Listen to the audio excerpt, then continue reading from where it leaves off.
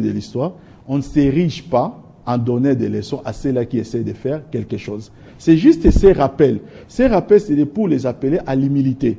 Pour dire que, écoutez, il nous arrive tous, hein, moi peut-être, il m'arrive aussi de commettre certaines erreurs, mais je pense que je viens tête baissée lorsque je reconnais mes erreurs pour accompagner les efforts qui peuvent se faire pour réparer les erreurs dont j'ai été responsable. C'est une attitude responsable et sincère. C'est ce que nous attendons de leur part. Voilà. Monsieur Pambitamba, vous êtes du PPRD.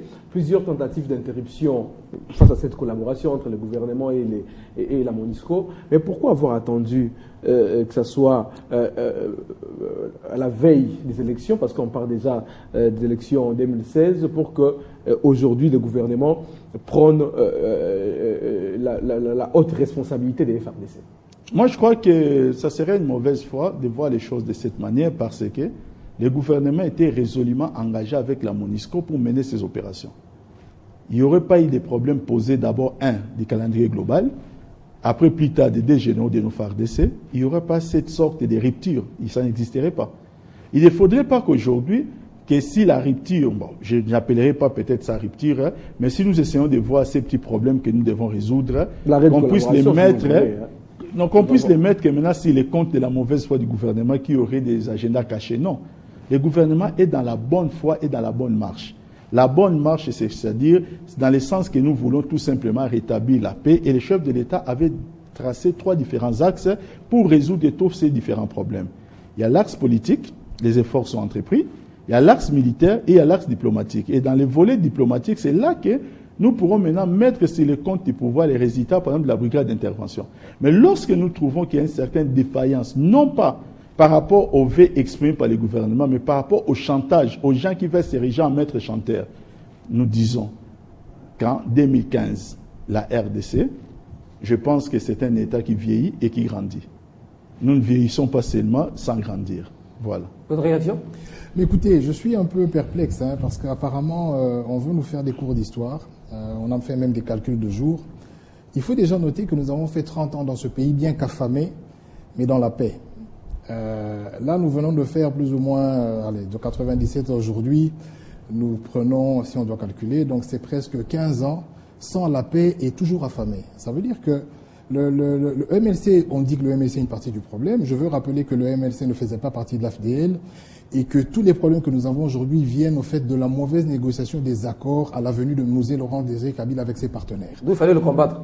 Laissez-moi continuer. Nous n'avons pas eu de problème dans le Bandundu. Nous n'avons pas eu le problème à l'Équateur, d'où est originaire le président Jean-Pierre Bemba. Et il me semble ici que je n'ai pas cité un président de parti, donc je parlais de la généralité en encourageant les FARDC, bien que j'étais dubitatif. Donc, nous n'avons pas eu de problèmes dans le Bas-Congo. Les seuls problèmes que nous avons eu au Bas-Congo, c'est lorsque nos amis rwandais, James et Constant, sont venus attaquer. Ce n'est pas l'objet de l'émission. Et je regrette que M. Tamba ne s'attache qu'au volet militaire. Lorsque je parle de la sous-capacité, j'ai cité plusieurs exemples. Est-ce que le MLC est partie prenante du fait que nous n'arrivons pas à vacciner nos enfants? Le fait que pendant 10 ans, ce gouvernement n'a investi nulle part? Le problème général. Deux exemples. Non, je vous donne 2 exemples. Prenons par exemple le dernier gros œuvre de ce gouvernement qu'on appelle Bukanga Lonzo. Est-ce que vous connaissez le président du conseil d'administration? Connaissez-vous, avez-vous la structure de cette, la structure pas seulement financière mais administrative de cette histoire de Bukanga Lonzo? Le président du conseil d'administration, c'est un Sud-Africain, je vais vous citer son nom. L'ADG, c'est un Sud-Africain. Et le troisième, c'est monsieur, si je ne m'abuse, Makaya, parce que ce n'est pas quelque chose de congolais. Donc on fait venir des Sud-Africains pour nous vendre le produit de notre terre. Et vous voulez que je continue à citer les entreprises? Les animateurs ou bien les résultats? On s'attend aux résultats. On parle des résultats, mais quels sont les résultats? Les résultats, c'est que tous ceux qui sont dans cette zone-là, alors que nous pouvions avoir une banque agricole pour financer nos propres paysans, ces gens-là seront sans emploi. Moi, je connais bien la province du Bandundu.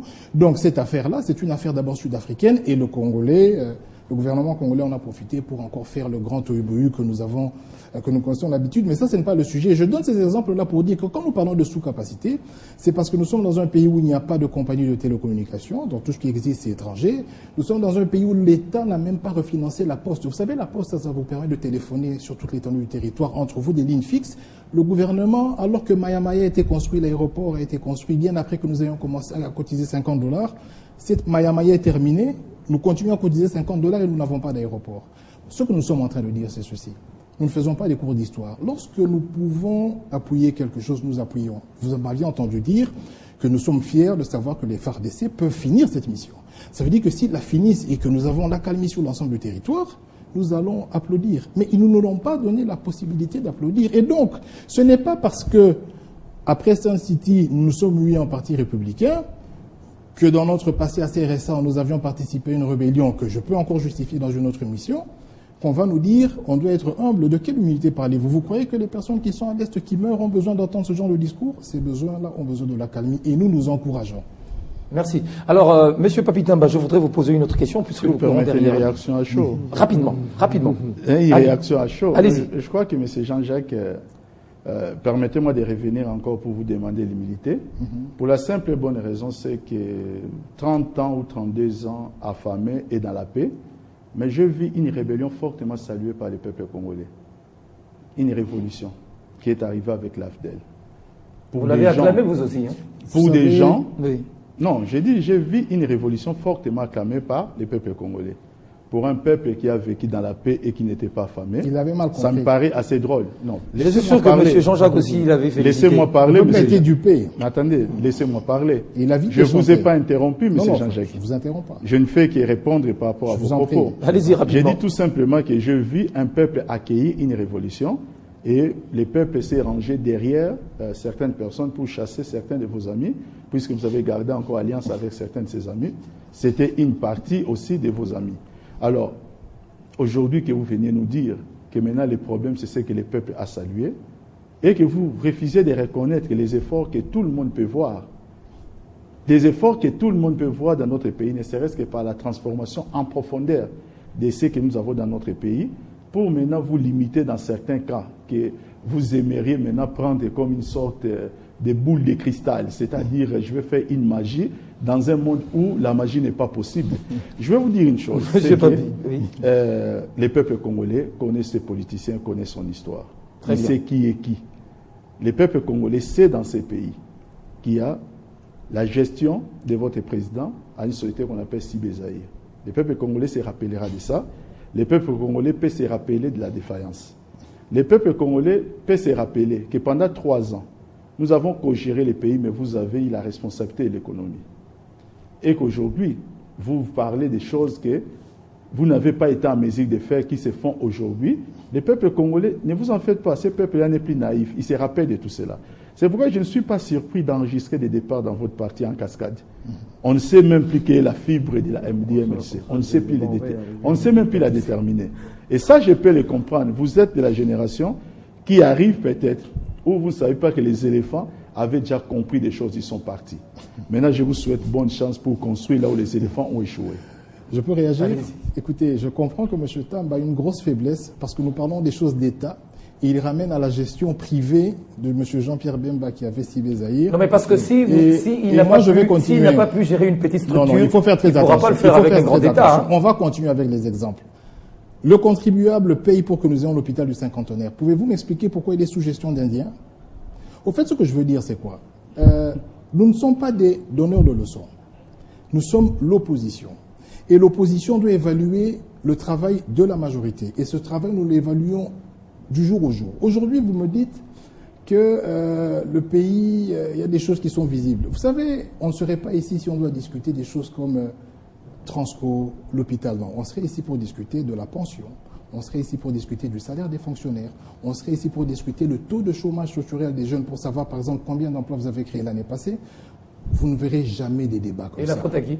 Mais c'est la majorité qui doit nous fournir ces éléments et c'est la majorité qui doit créer le cadre propice pour que nos jeunes soient employés. Vous savez que le campus et toute l'université produisent en moyenne 20 000 personnes par an et nous sommes incapables d'absorber 1000 chaque année. La majorité y travaille continuellement. Donc, pour qu'on ne sorte pas du débat, parce que moi je ne fais pas un débat du genre est-ce que M. Kabila, le président de la République, est meilleur gestionnaire que M. Bemba? Nous sommes dans un débat ici sur la MONUSCO. J'ai donné mon avis pour dire à ce niveau-là, nous n'allons pas faire trop de commentaires, nous attendons les résultats. Pas seulement pour cela, mais pour toutes les autres questions. Sur la santé, nous attendons les résultats, parce qu'ils ne sont pas probants.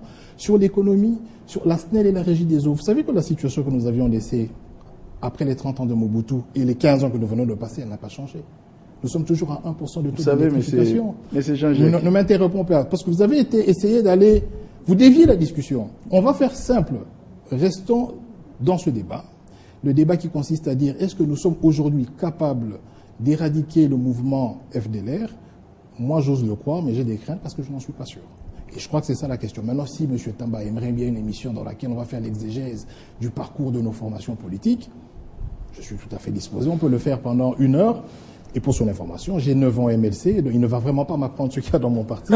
S'il n'a pas eu la chance de me rencontrer avant. Hein, donc c'est un peu ça. Je ne fais pas l'exégèse du PPRD, mais parlons des faits de la gestion. Et c'est le non, PPRD. mais M. Voïd, je ne tomberai pas dans ces panneaux où lorsqu'on critique, on critique un régime et on refuserait à ces régimes le droit de critiquer à son tour ou même de se protéger.